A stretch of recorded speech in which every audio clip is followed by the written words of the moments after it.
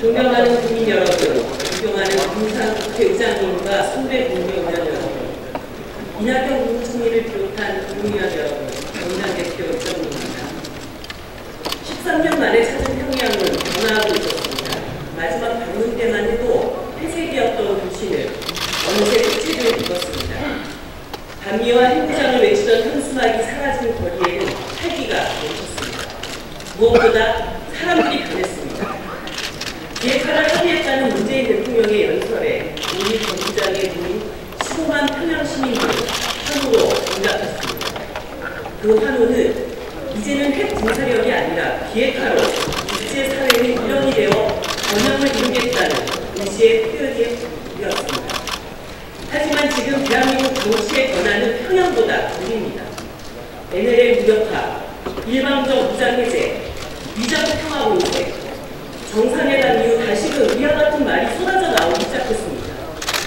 1년 전 제가 이 자리에서 우리도 핵무장을 하자는 야당을 비판하자 북한으로 가라고 고함치던 모습에서 달라지지 않았습니다. 냉전 해체라는 이 위대한 변화 앞에서 그 누구도 메뚜리가 돼서는 안 됩니다. 저는 비핵화와 국가 안보에 대한 보수의 진심을 의심하지 않습니다. 이제 우리 모두가 북한을 세계로 안내하고 비핵화를 추동하는 데 앞장설 수 있다고 믿습니다. 지난 70년 우리 정치에는 북한은 믿을 수 없고 북한은 붕괴해야 한다는 단 하나의 사고가 지배해 왔습니다. 이제는 함께 살아가고 함께 번영해야 한다는 새로운 컨센서스를 세워야 합니다. 이 컨센서스는 한반도의 영구 평화를 가져오고 말 많으면 빨갱이, 의견이 다르면 빨갱이라는 대한민국 정치의 분단선마저 무너뜨릴 것입니다. 한반도 평화를 주도하는 국회를 위해 세 가지 제안을 드립니다. 첫째, 남북 국회회담 후에 판문점 선언을 동시 비준합시다.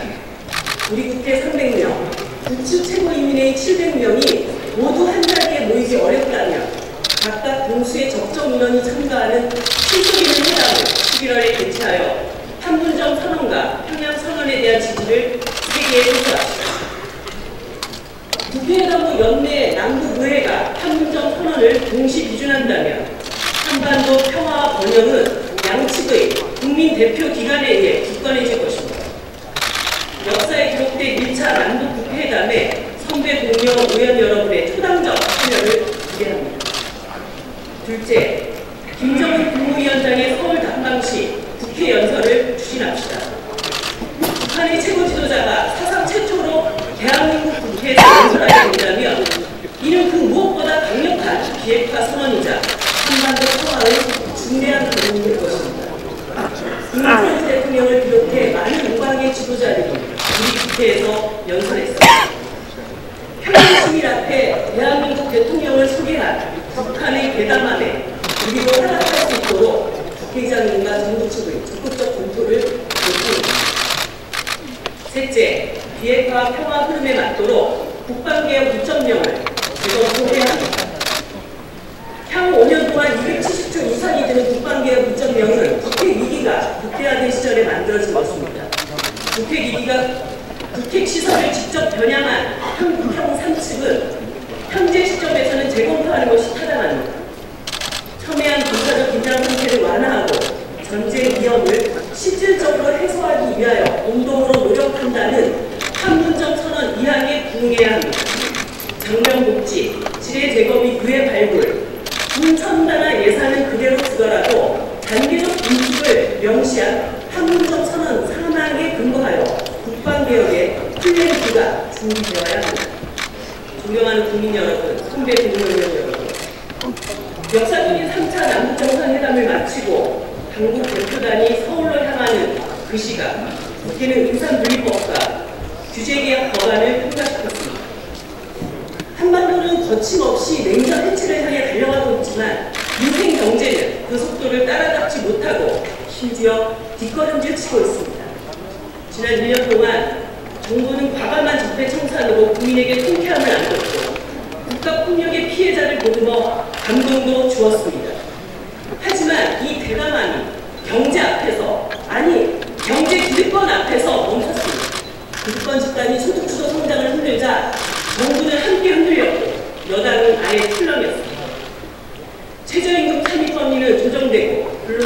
단축은 유예됐으며 경제 민주화 법안들을 해하고 있습니다. 김앤장을 이길 돈이 있습니까? 대기업하고 법적 싸움을 할 바에야 차라리 주도내고 살 길을 찾으세요. 지난 8월 정의당이 주최한 대기업 하도급 갑질 피해 증언대회에서 한 대기업 협력업체 대표가 했던 말. 정부가 걱정해야 할 것은 지지율의 높고 낮음이 아닙니다. 다른 기득권은 다 넘어서도 경제 기득권은 넘어설 수 없다는 시민들의 좌절감과 패배주의를 걱정해야 합니다. 이 패배주의를 넘어서지 못한다면 개혁은 결코 전진할 수 없습니다.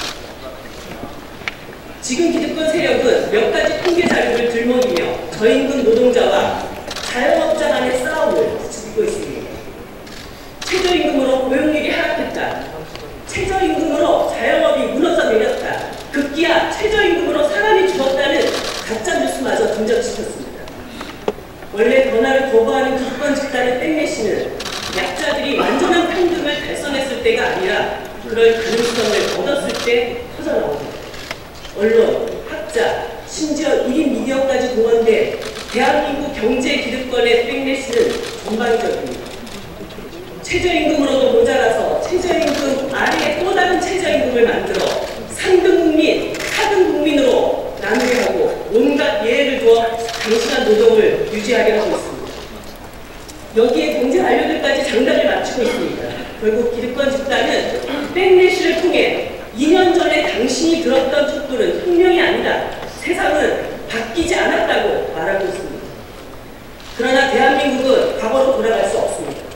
한 달 고작 175만원 최저임금이 너무 높아서 최저시급 6,470원, 한 달 135만원 인생으로 돌아가야 한다는 말입니다. 일주 52시간의 노동시간이 너무 짧아서 10시 부퇴, 12시 칼퇴근, 2시 야근 시대로 돌아가야 한다는 말입니다. 소득주도 성장은 지난 70년 대한민국 경제에 대한 반성문입니다. 재벌 대기업에 대한 사회적 자원을 몰아주는 기득권 독식 성장, 갑질과 불공정 행위로 경제적 약자를 위협해온 약탈적 성장, 정당한 노력 없이 부동산 투기로 배를 불려온 불로소득주도 성장은 수십 년 극단적인 불평등 양극화를 키워왔습니다. 이제 아래를 키워 모두를 위한 성장을 이루겠다는 소득주도 성장은 피할 수 없는 선택입니다. 소득주도 성장을 반대하는 야당은 어떤 성장, 누구를 위한 성장인지 답해야 합니다. 반대 이면에는 독식과 약탈과 불로소득이라는 경제 기득권을 지켜줘야 한다는 고심이 있지는 않습니까? 그렇다면 정부의 여당은 어떻습니까? 과연 속도 조절이 문제입니까? 진짜 문제는 소득주도 성장이라는 방향에 대한 확신이 없는 것 아닙니까? 확신을 잃고 페달을 멈춘 자전거는 넘어질 수밖에 없습니다. 국민은 단지 경제 지표를 문제 삼는 것이 아닙니다. 한반도 평화정책의 대담함과 과감함을 경제정책에서는 찾아볼 수 없고 과거 70년처럼 지금은 아니다라고 말하며 기득권과의 싸움을 미루는 정부에 실망하고 있습니다. 소득주도 성장의 성공을 바란다면 정부와 여당은 이제 정의당과 논쟁합시다. 과거 회기 세력과 힘겹게 타협할 것이 아니라 정의당과 미래를 두고 경쟁합시다. 소득주도 성장에는 최저임금 이상의 비전과 정책이 있다는 것을 시민 속에서 입증합시다.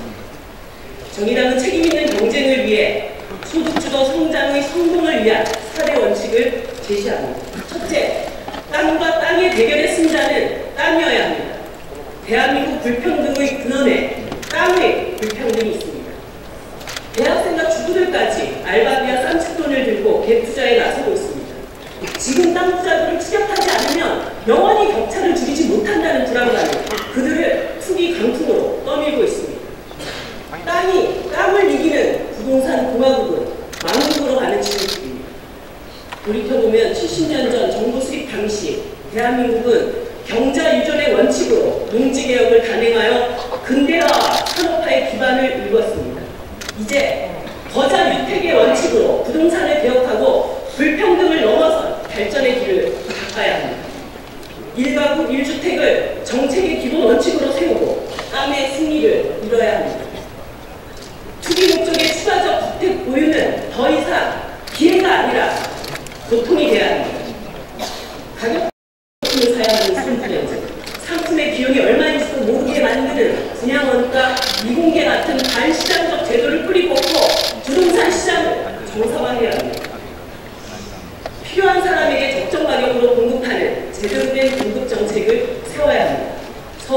보면 신규 주택 수요 대비 6만 7천 채나 많은 집을 짓고 있지만 자가주택 보유율은 42.1%로 떨어졌고 아파트 값만 올라서 평균 10억 원을 돌파했습니다.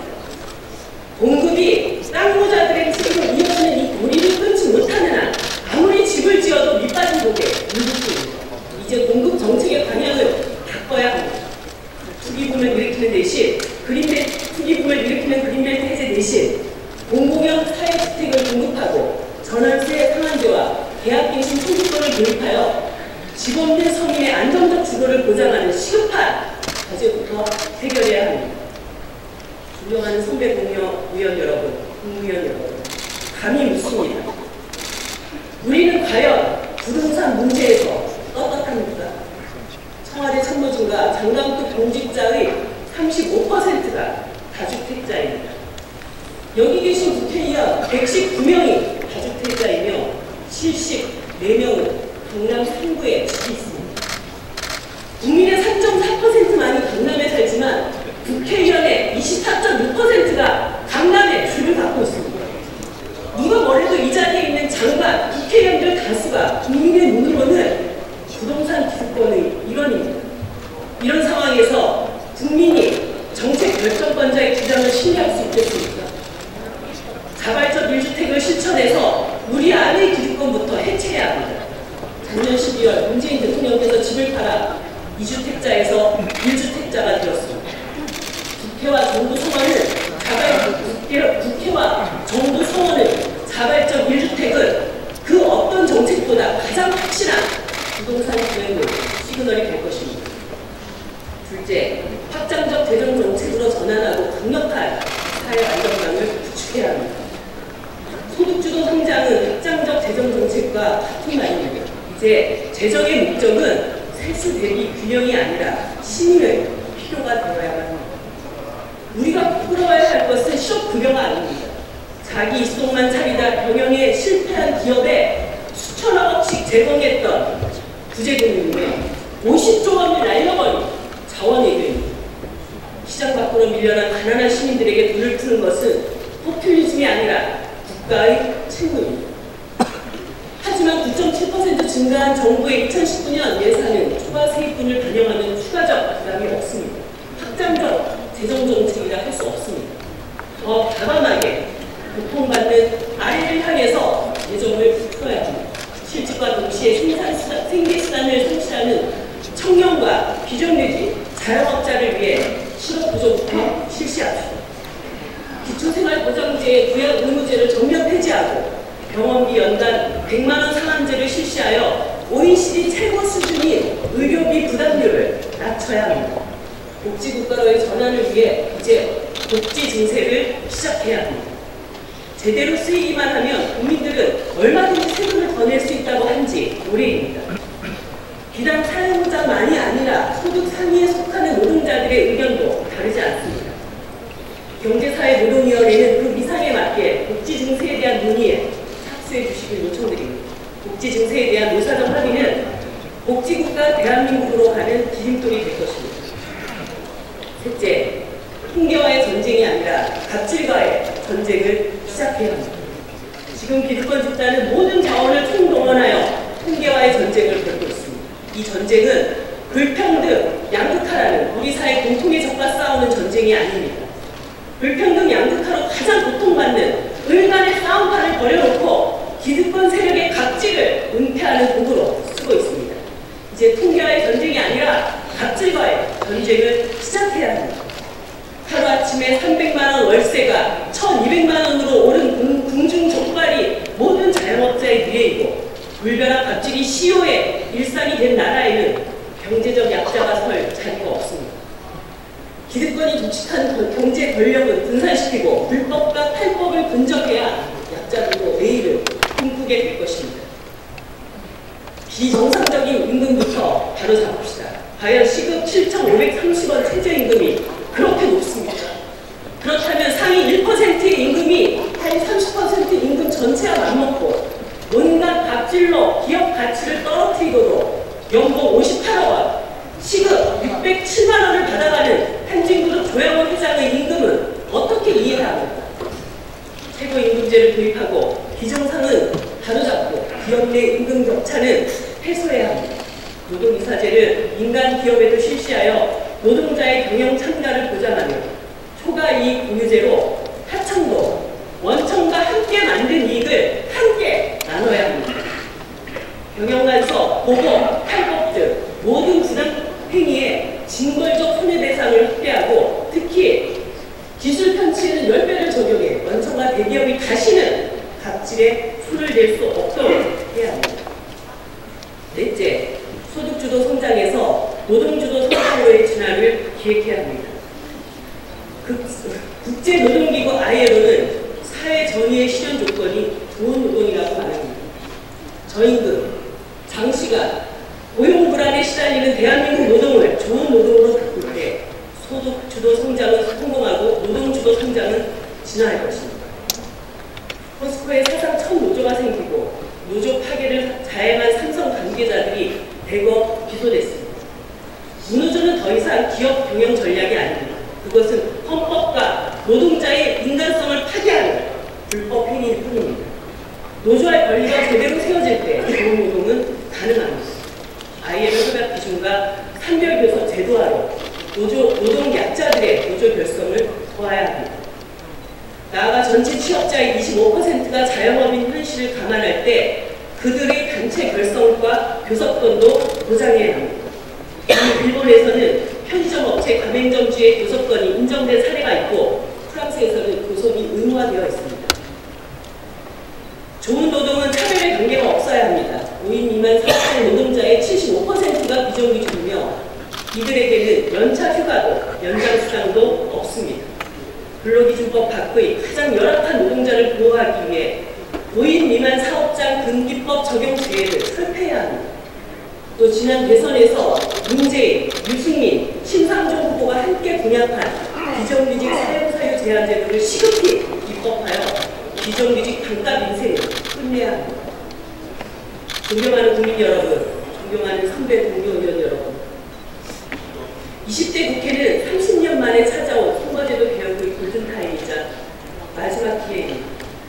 정치권은 다음 선거를 생각하지만 정치인은 다음 세대를 생각한다는 단테의 법안처럼 이제 다음 세대를 위해 갈등과 대립의 정치의 등지부를 찍고 협력과 합의의 민주주의로 나아갑시다. 선거제도 개혁의 시간표는 정해졌습니다. 법에 따라 올해 10월까지 21대 총선 선거구 획정위를 구성하고 내년 4월에는 선거구를 획정해야 합니다. 정개특위가 종료되는 12월이 사실상 마지막 승부처입니다. 매번 법을 어기고 선거법을 졸속 처리해왔던 관행을 끝냅시다. 법대로 선거를 치르기 위해서 국회 정개특위 구성을 조속히 완료하고 즉각 가동되도록 합시다. 연동형 비례대표제의 도입을 위해 국회의장께서 의원 세비 동결 정수 확대라는 방안을 내놓으셨습니다. 쉽지 않은 제안에 직접 나서주신 데 대해 감사드립니다. 민심과 의석수를 일치시켜 비례성을 보장하기 위해 다른 방법은 없습니다. 의원 정수를 364까지 확대해야 합니다. 국민의 반감과 불신이 문제라면 의원 세비를 줄이고 특권을 내려놓는 방법을 찾으면 됩니다. 반값 세비를 해서라도 국민들께 이해를 구해야 합니다. 선거제도 개혁의 핵심 문제를 논의하기 위해 각 정당 대표들이 직접 나서주실 것을 요청드립니다. 이번 정기국회는 오직 민생을 위한 협력을 실현합시다. 더 이상 말이 아닌 행동과 실천으로 시민의 삶을 바꾸는 정기국회가 되기 위해 4가지 요청을 드립니다. 첫째, 자유한국당 의원님들이 발의한 민생 5대 법안부터 우선 처리합시다. 김성태 원내대표님이 발의한 고용보험 개정안, 신상진 의원님의 청년고용촉진법, 송희경 의원님의 고용보험법과 나경원 의원님의 남녀고용평등법, 김한표 의원님의 이자 제한법, 송원석 의원님의 여신전문금융법 개정안을 처리합니다. 이 법들은 자유한국당의 대선 공약이자 중점 처리 법안이며 모든 노동시장의 약자와 여성, 중소상공인들을 위한 법안들로 큰 취지에서 정의당도 반대하지 않습니다. 여당을 비롯한 여기 계신 야당들과 함께해서 민생은 민생대로 해결해 나갑시다. 둘째, 세상의 절반 여성들에게 응답합시다. 세상의 절반이 여성이라는 것을 머리가 아니라 가슴에 담겠다고 하셨던 바른미래당 김관영 원내대표님의 연설을 감동적으로 들었습니다. 이제 국회가 함께 응답합시다. 각 정당들이 제출한 비동의 강간죄와 성폭력 처벌 강화, 디지털 성범죄 처벌 강화, 스토킹 범죄 처벌 특례법과 같은 미투 법안들을 이번 정기국회에서 반드시 처리합시다. 의견이 일치하지 않는 사안도 있습니다. 납태죄 비범죄화 문제가 그렇습니다. 그 누구도 납태가 더 많아지기를 원하지 않습니다. 그러나 납태로 인한 신체적 고통과 정신적 상처의 당사자는 그 누구보다 헌신한 여성입니다. 그럼에도 우리 사회는 아이 키울 여건을 조성하는 대신 여성을 비난하고 처벌해왔습니다. 여성에게 불법 시술로 목숨의 위협까지 감수하게 하면서 모든 고통을 전가하는 이 위선과 무책임을 이제 끝내야 합니다. 범죄로 처벌하는 것이 아니라 비혼모 지원을 비롯해 출산과 육아에 대한 복지를 강화해야 합니다. 우리 국회가 이 사안에 대해 전향적으로 판단해 주실 것을 요청드립니다. 셋째, 투명 인간이 된 농민을 생각하는 국회를 만듭시다. 백남기 농민의 죽음으로 촛불혁명에 불을 남겼던 농민들이 이 정부에서도 여전히 투명 인간입니다. 최근 경남 진주에서 농사를 짓던 한 여성 농민이 극심한 생활고에 허덕이다 스스로 생을 마감했지만 이 사실은 결수조차 되지 않았습니다. 문재인 대통령이 농민은 식량 안보를 지키는 공직자라고 했지만 정부와 국회 어디에서도 농업, 농촌, 농민이라는 말을 좀처럼 들을 수가 없습니다. 1,000원짜리 밥 한 그릇에 쌀값 300원을 받을 수 있게 해달라는 농민의 요구는 과한 것이 아닙니다. 물가와 생산비 상승을 반영해 쌀 목표 가격을 실질화해야 합니다. 80%에 달하는 우리 중소농민들은 농축산물 생산만으로 생계를 유지할 수 없습니다. 이미 전남 강진에서 시작한 농민수당을 전국으로 확대해 농민들의 기본소득을 보장하고 지속가능한 농업을 도모해야 합니다. 더불어 대통령 직속 농업, 농어촌 특별위원회 구성을 위한 이 법안 역시 조속히 처리해야 합니다. 지역구가 농촌인가 아닌가 따지지 말고 농민도 국민이라는 생각으로 힘을 모아갑시다. 마지막으로 노회찬의 유산을 지키는 데 함께해 주시길 공중히 부탁드립니다. 현재 국회에는 노회찬 전 대표가 발의한 43개의 법안이 이루 중입니다. 이 중에는 무분별한 정리해고를 금지하는 근로기준법 개정안이나 고위공직자 비리스차차 설치법, 고교까지 무상교육과 무상급식을 실시하는 초중등교육법 개정안처럼 정의를 실현하고 약자를 대변하고자 했던 고인의 삶이 담긴 법이 있지 않습니다. 노회찬의 유산이 정당만의 유산이 아니라 우리 국회 전체의 유산이 될 수 있도록 법안 처리에 협조를 호소드립니다.